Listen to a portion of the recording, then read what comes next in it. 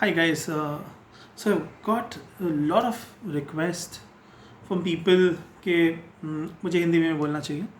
So finally I decided that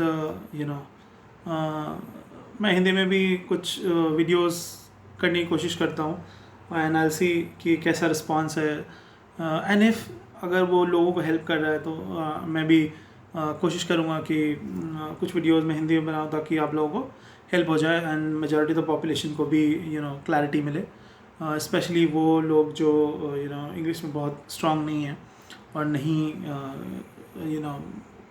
follow कर पा रहे हैं हमारे व्यूज़ थॉट्स को. तो मैं कोशिश करूँगा हिंदी में भी कुछ वीडियोस बनाने की और इन्फॉर्मेशन देने की. गाइस, तो मैं इस वीडियो में आपको बताना चाह रहा हूँ कि अगर आप लोगों ने अप्लाई किया है बैच 53 के लिए और आपने क्लियर कर लिया है और या फिर आप वेट कर रहे हो रिज़ल्ट्स के लिए और आपको कम्युनिकेशन नहीं आया है तो मैं उसके बारे में कुछ इन्फॉर्मेशन दूंगा. पहले तो अगर आपने अटैम्प्ट किया है तो आपको ये प्रोसेस समझने की ज़रूरत है कि आप सबसे पहले अपने फर्स्ट असेसमेंट के लिए जाते हो जहाँ पे आप रिटन असेसमेंट क्लियर करते हैं. उसके बाद आपका GDPI होता है जहाँ आपको GD अगर आप क्लियर करते हो तभी आप PA पे जाते हो.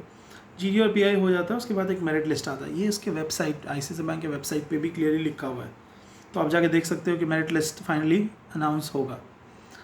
कुछ लोगों को कम्युनिकेशन अभी तक आ चुके हैं, कुछ लोगों को नहीं आ चुके हैं. जिनको नहीं है उनको होपफुल रहना चाहिए अभी भी, क्योंकि एक मास कम्युनिकेशन जाएगा सबको एंड मेरिट लिस्ट आना चाहिए जिसमें usually final decision will be clear. ठीक है, तो आप तब तक वेट करो.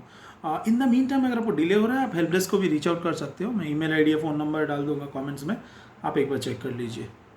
वो लोग जो सेलेक्ट हो चुके हैं और तो दो है उनके अभी के क्वेश्चंस. पहले क्या है कि आप ऐसा सोच सकते हो कि आपको ये प्रोग्राम के लिए सेलेक्ट मतलब वेदर यू शुड प्रोसीड और नॉट, राइट. आपको ये प्रोग्राम सेलेक्ट करके आगे बढ़ना है कि नहीं करना है. तो मैं आपको ये बताना चाहूँगा कि देखो, इस प्रोग्राम को आप ड्रॉप तभी करना जब आपके पास कुछ कॉन्क्रीट आपके हाथ में है, जहाँ पे आपको पता है कि आप आपके पास कोई गवर्नमेंट बैंक क्लर्क का जॉब ऑलरेडी है या कोई भी ऐसे अपॉर्चुनिटी है जो आपको लगता है इससे बेटर है, तो आप डेफिनेटली उसको सोचो और छोड़ भी सकते हो, नो प्रॉब्लम. बट अगर आपके पास कुछ है नहीं और आप ऐसा सोच रहे हो कि आप तैयारी करोगे, आप प्रिपरेशन करना चाहते हो और उस वजह से अगर आप छोड़ने की प्लान कर रहे हो, तो मेरा क्या सजेशन है कि देखो, इसमें रिस्क है, डिलेमा है. आपको ऐसा लगेगा कि अरे यार मैंने गलती कर दिया, मैंने छोड़ दिया. ये बाद में आपको रिग्रेट भी हो सकता है और फिर आपको अपॉर्चुनिटी ना भी मिले. क्योंकि आप जब भी नेक्स्ट टाइम अप्लाई करना चाहोगे तो आप ऐसा नहीं कि आप एक बार क्लियर कर ले तो हर बार आपको मिलता रहेगा.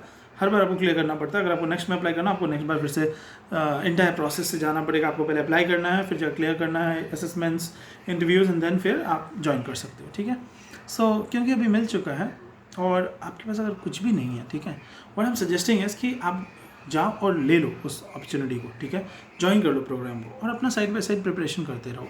अगर आप प्रिपरेशन में क्लियर कर पाते हो जॉब, तो आपको करना क्या है, यहाँ से जॉब छोड़ना है, वहाँ ज्वाइन कर लेना. यहाँ पे आपको कुछ लोन रहेगा जो आपको पे ऑफ कर देना जब आप छोड़ोगे, तो वो आप एनीवेज पर्सनल लोन लेके यहाँ पे पे कर सकते हो, क्योंकि आपको एनीवेज आपके पास गवर्नमेंट जॉब है, राइट. और यहाँ पे आपको रिस्क कितना है, 3 to 4 लाख का. इसमें आपको बेनिफिट क्या है, पहले तो आप अपना टाइम सेव करो 1 ईयर. दूसरा, आप डिलेमा में नहीं हो कि यार ले कि नहीं ले, कहीं लूज़ तो नहीं कर जाए, कहीं रिग्रेट तो ना हो. और आपको बेनिफिट ये है कि आप अपना टाइम सेव कर रहे हो, इस प्रॉब्लम से बाहर निकल रहे हो और आपके पास एनीवेज MBA का डिग्री भी आ रहा है, राइट. तो ओवरऑल आपको बेनिफिट है. तो मेरा सजेशन यही है कि आप ज़्यादा सोचो मत और just go ahead and take it. And next से अगर आप ले लिए हो, आपको लोन के लिए भी प्रॉब्लम हो सकता है. तो अगर आप सोच रहे हो कि लोन क्लियर होगा नहीं होगा, क्या डॉक्यूमेंट्स चाहिए, तो मैं ये सजेस्ट करना चाहता हूँ कि देखो, ये दिमाग में रखो कि बैंक ने इतना इन्वेस्ट किया है, इतने असेसमेंट्स लिए हैं, इतने लोगों को टेस्ट लिए है, इतना टेस्ट का इंफ्रास्ट्रक्चर सेटअप किया है, उसके बाद पूरा सिलेक्शन हुआ है, राइट.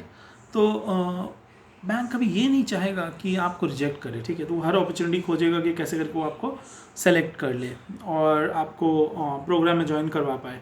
तो ये भी ध्यान में रखो कि ICICI बैंक आज 10 साल से हर 3 महीने में 600 लोगों को लेता है और 600 लोगों में हर बार इतने सारे प्रॉब्लम्स आते हैं कि आपको जितने भी प्रॉब्लम्स आ रहे हो वो सारे वो लोग 10 साल से सॉल्व कर रहे हैं, तो उनको हर प्रॉब्लम्स का सोल्यूशंस मालूम है, ऑल्टरनेटिव्स मालूम है।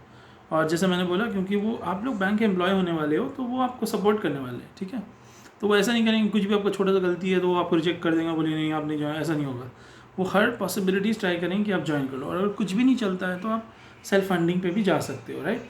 मैं ये सजेस्ट करूँगा कि अगर आपके पास से अगर नहीं हो पा रहा है लोन और आपके पास कैपेबिलिटी है कि आप दे दो, बट आप डिलेमा में हो कि देना चाहिए कि नहीं, पैसे लॉस हो गए and all that, go ahead and they दो, ठीक है।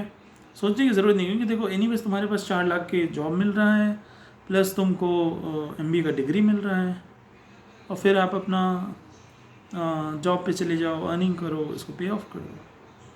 तो अगर सेल्फ फंडिंग भी अपॉर्चुनिटी है लास्ट, अगर आपका लोन नहीं होता है और अगर आपके पास कैपेबिलिटी है, मेरा रिकमेंडेशन यही है, go and take it. All the best guys.